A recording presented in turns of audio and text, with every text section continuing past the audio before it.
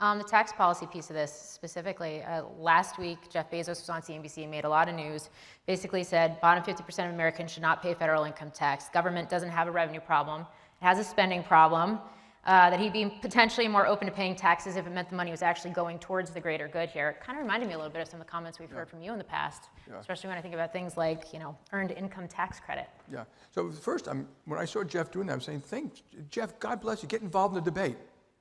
You may not agree with everything he's saying, but I like the fact he's saying stuff and he cares enough about our country to actually get on there, because a lot of people just simply don't do it or even think about it very much.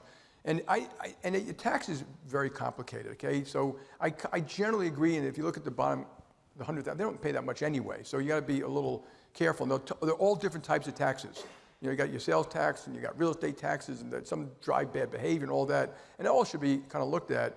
I like the earned income tax credit, which today as it stands, if you're a single parent making $14,000, the government gives you $7,000. At the end of the year, in a check, some people are entitled to it, don't get it.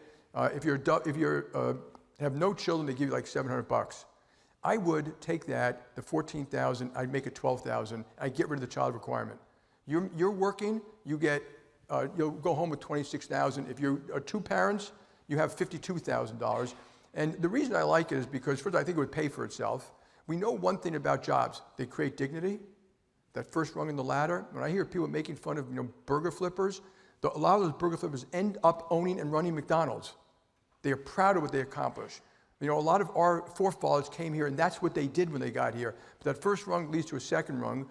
Jobs lead to, the money would go to the person, so it's not big government deciding whether you can buy potato chips and soda or not.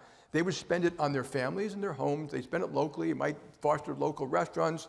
They might buy more insurance or a tutor for the kids or something like that. And it would lift up those economies, but it also has the great virtue of bringing people into the workforce, making work pay more. And we know one thing about jobs: better social outcome, more household formation, less crime, less suicide, less recidivism. So if you actually did the full analysis, which is hard to do, and we really haven't, I guarantee you it would more than pay for itself. And that would cost like another $50 billion. If they did that, yeah, I think people would be willing to pay as long as it went to them. If it's going to go to Congress to decide who to give it to, no one's going to want to pay extra money in taxes.